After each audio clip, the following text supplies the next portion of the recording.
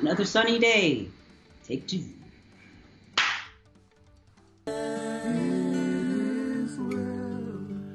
With my soul, with my soul.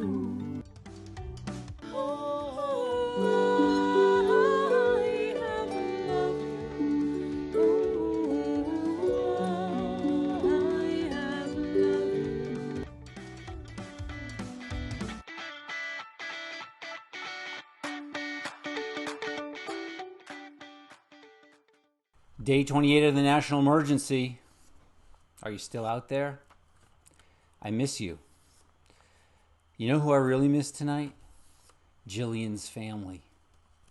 I've never felt so welcomed by a group of people who enjoy celebrating so much. Easter egg hunts, Thanksgiving football, all of it. And what they seem to be celebrating is connection, inclusion, the idea of we're gonna need a bigger tent. Not just the more the merrier, but the ability to go ahead and put their arms around yet one more person. And we all the families have had our share of good times and bad times lately. And we know that sharing the celebrations and the burdens make us not only a family, but they make us a strong family, stronger together.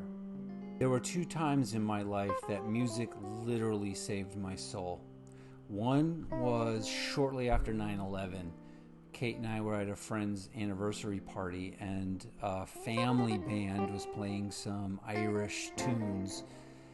And it was through that music that I began to understand that I was going to have the strength to survive that incident and move forward with my life. And the other time was November 12th, 2016, when A Tribe Called Quest played We the People on Saturday Night Live. Very inspirational moment. And this week, the last couple of days, I've got to spend some time with Lea and Scott and Abigail, and I found those moments with them working on music to be extremely powerful and uplifting. And I know you're going to feel the same way. When peace like a river attendeth my way, when sorrows like sea billows roll, whatever my lot, thou hast taught me to say, it is well, it is well with my soul. It is well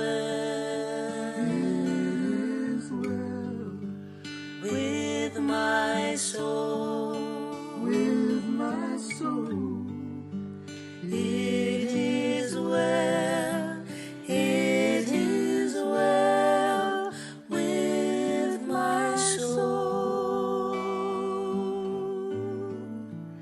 It is well, it is well with my soul.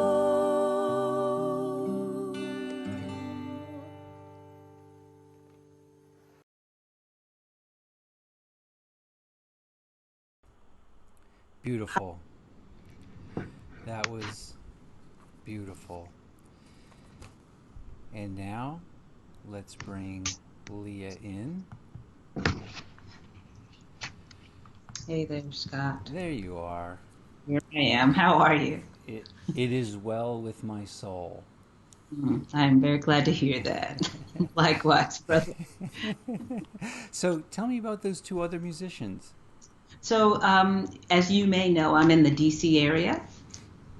And one is Chris Matthews, who is the I guess, upper left-hand corner person. And Tom Prasada-Rao is the person who came up twice. And they're both beautiful musicians, songwriters, nationally touring.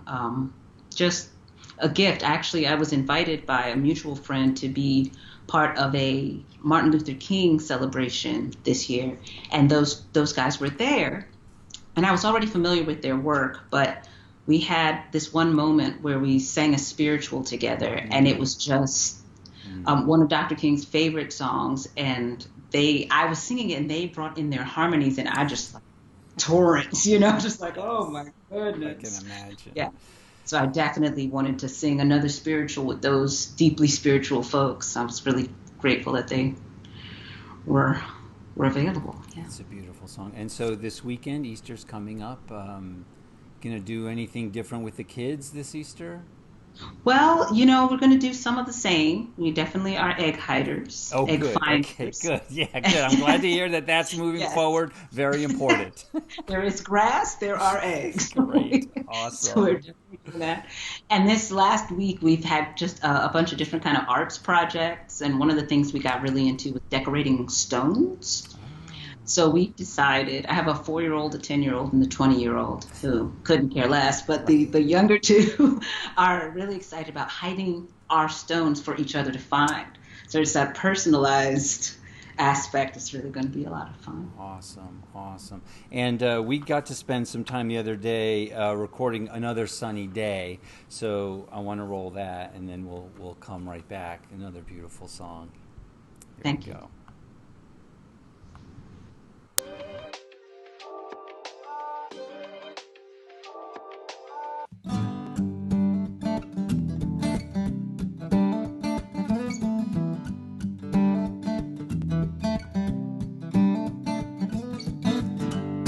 Another sunny day today.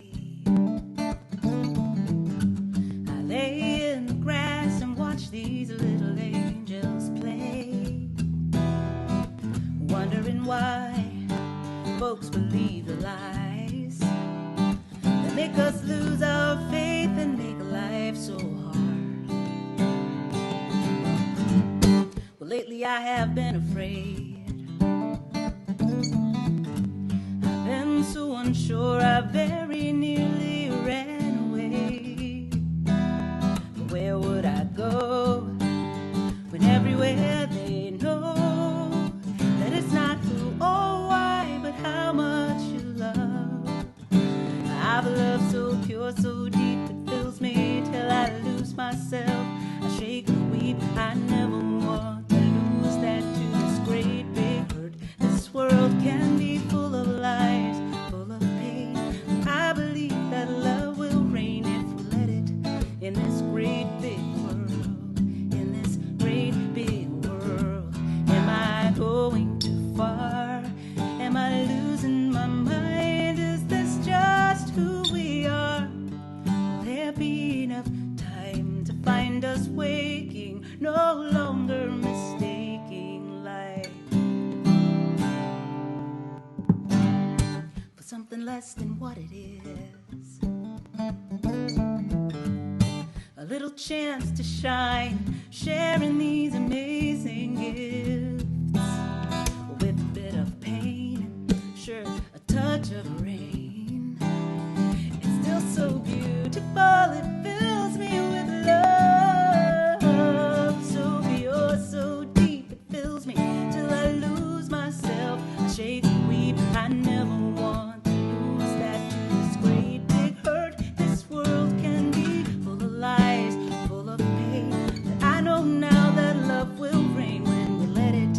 this great big world, in this great big world.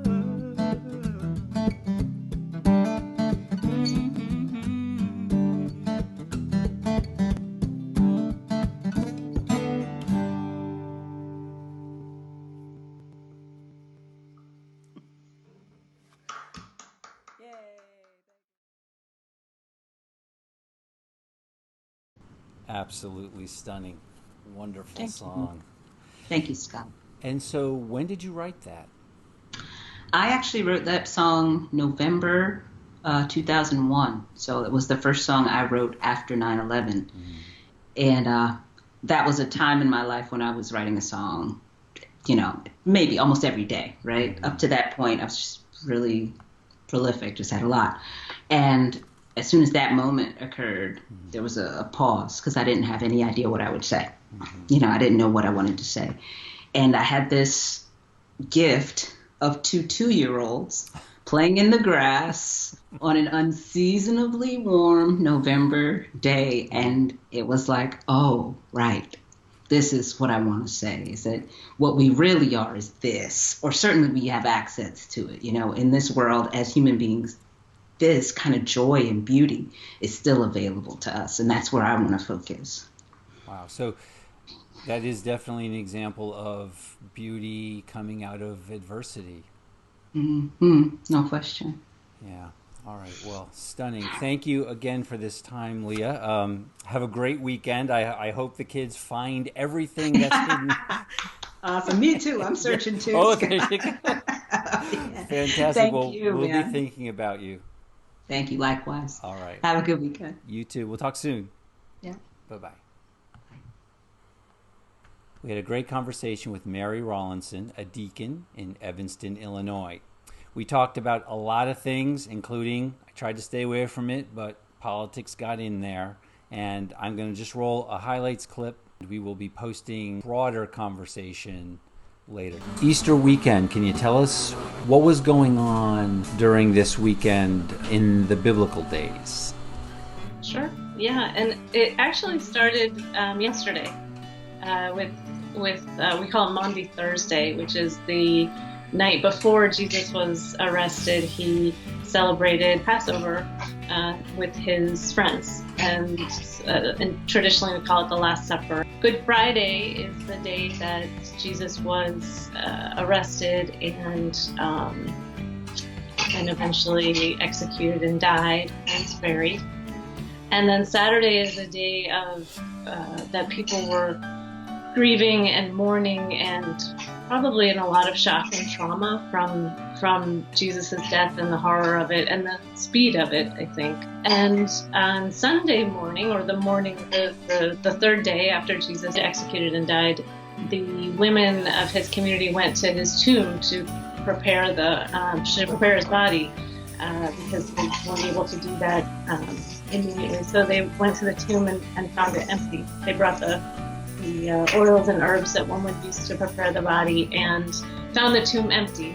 And there's different versions of the story in the different Gospels, but essentially they were shocked and surprised and went to tell people that they found the tomb empty, and either a messenger comes to them to tell them it's okay, Jesus has risen and Jesus will come to you, or Jesus himself appears, and they sometimes at first don't recognize this resurrected Jesus, and then when they do, there's just tremendous joy and celebration over the fact that someone was able to rise from the dead and that God made new life possible even after death. So today, Good Friday, can you tell us how crosses to bear fits in with what we're experiencing right now? I think there's this sense of suffering, physical and spiritual and emotional suffering that we're all living with right now. There's the crosses we choose to take up, the burdens that we choose and sort of lovingly take them, and in some ways Jesus chose to become fully human and therefore would die.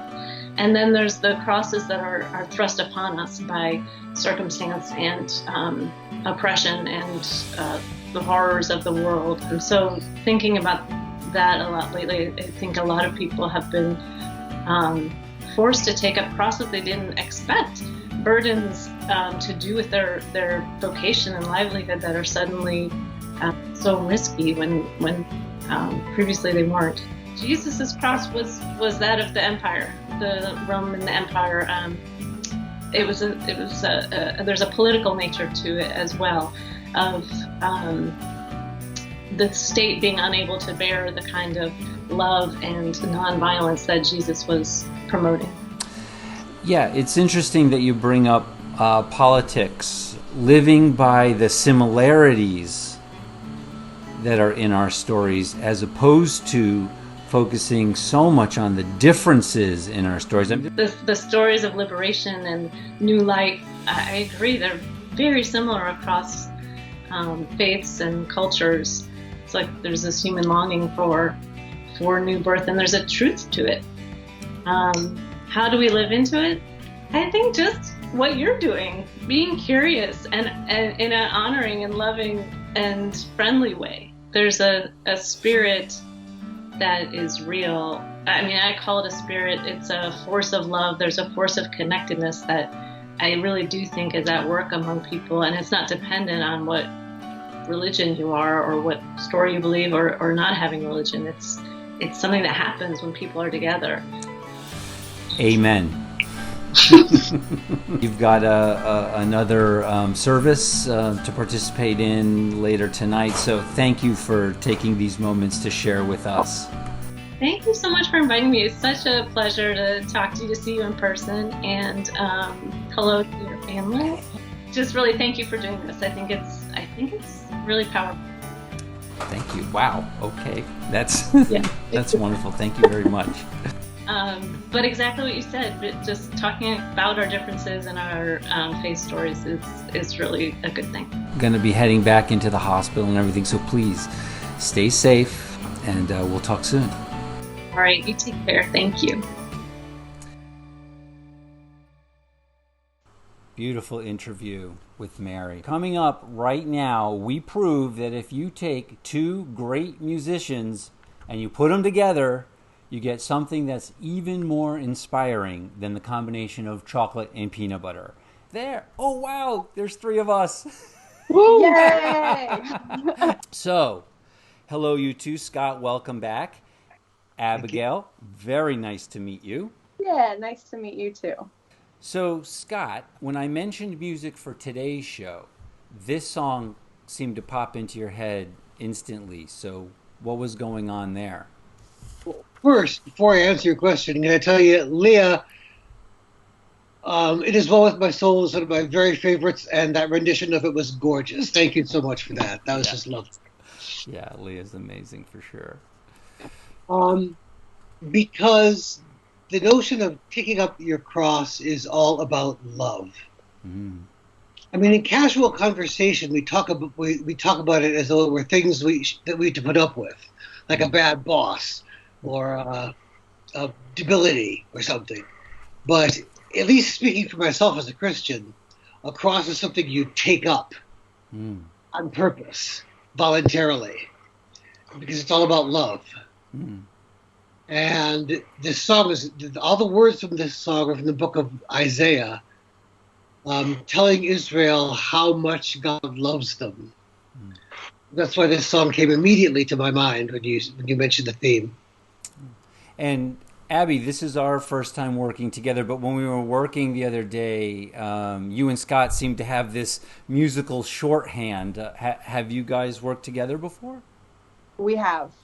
So we met at the Maryland Renaissance Festival, what feels like eons ago. I want to say, gosh, has it been? I think it's been close to 10 years. It was during the actual Renaissance. Yeah. During the actual Renaissance, absolutely, yeah. So we've been. So I joined Scott's band Mandala. I think about 10 years ago, and we've been working together. We do New Year's Eve kirtans, and sometimes I go up there during the year for Scott's recordings and other performances. So, yep. Okay, so here we go. We're going to roll Everlasting Love right now, and then we'll come back, and I've definitely got a few questions.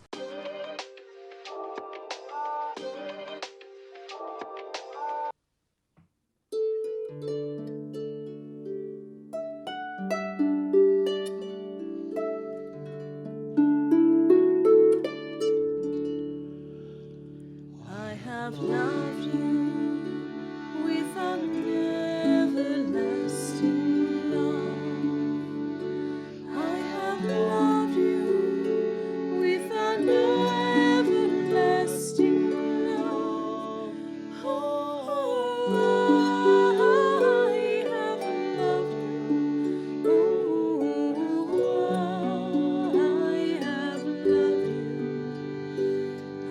have loved you with an everlasting love.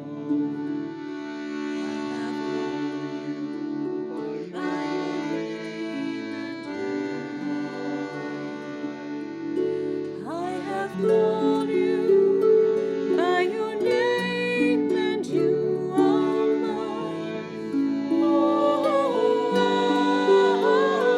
have loved you. Oh,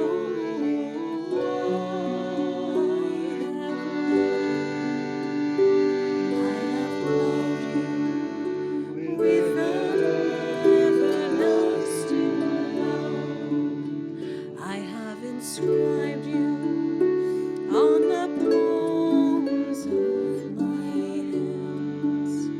I have inscribed you on the palms of my hands. Oh, I have loved you. Oh, I have loved you. I have loved you with an everlasting love. I am with you. You are precious in my arms. I am with you. You are precious in my arms. Oh, I have loved you. Oh,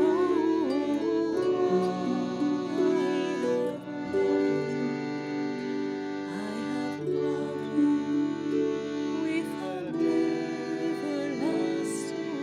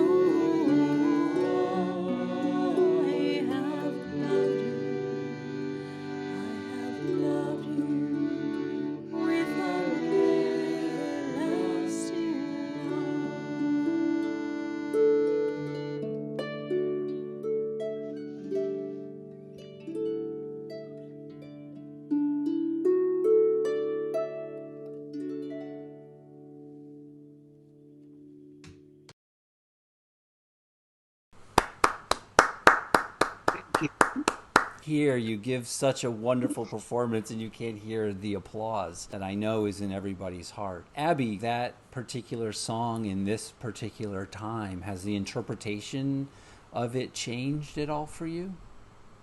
You know, it's every time you play music, you feel it a little bit differently. And like when we were recording this particular one, I started noticing that certain times, you know, there were just certain times when I wanted to get more quiet and kind of a little bit more reflective, and there were times when I wanted to kind of expand the sound and put more energy into it. So I would say when we were doing this, also it was very interesting that we were collaborating with the recording, Right. but it was just completely in the moment. And Scott Robinson, we all want to know, how is Murphy doing? Murphy's growing like a weed. He's very cute. Here he is. There's Murphy, ladies and gentlemen. And who's Murphy's friend there? That's Rosie, who is 12. She's the matriarch. Oh, And they're buddies now. Rosie and Murphy. That's awesome. Well, Scott and Abigail, thank you very much. This was very uplifting and very inspiring. Be safe. Have a great weekend, and I'm sure we'll see you both very soon. Thanks very much. Thank you. Lots Thank of you. love. Thank you. Bye. I just want to say happy birthday to Dennis Johnson, who definitely gave hundreds of actors their first gig right out of college. We're all very appreciative of that. And he was also giving these kids the experience of improvisational theater. I know it was very influential in my life. And then also, yesterday was Taylor's birthday. Happy birthday, Taylor. Taylor's been with us every step of the way, helping with talent and story ideas. We've been bouncing a lot of ideas off of one another, and it's been a really wonderful experience. And I thank you very much for your time, and happy birthday. Let's just take a moment now. I know that within my family and within my friends and a lot of the artists that I'm speaking with, we're all getting all kinds of news from our families and our networks. And so let's just take a moment now and hold hands. And you can close your eyes, or you don't have to close your eyes. But I just want you to put an image of someone that you love, a friend, someone in your family, or an enemy. And just think about that person. And reach out to them and connect with them. And just send the idea to them that they are not alone. And none of us are ever alone if we are all connected. Okay, I want you to take care of yourself. Do not suffer alone. And if you are hurting inside, just admit to it. Don't push it down. All right? We've all got to come out of this thing feeling strong and feeling okay. So reach out. Reach out to a rabbi or a deacon. You just met a new wonderful deacon this evening. So reach out to a therapist. Everybody is standing by to help. All right. I love you. Have a safe weekend. Remember, hunker, hugs, and haven. Happy Easter, and we'll see you on Monday.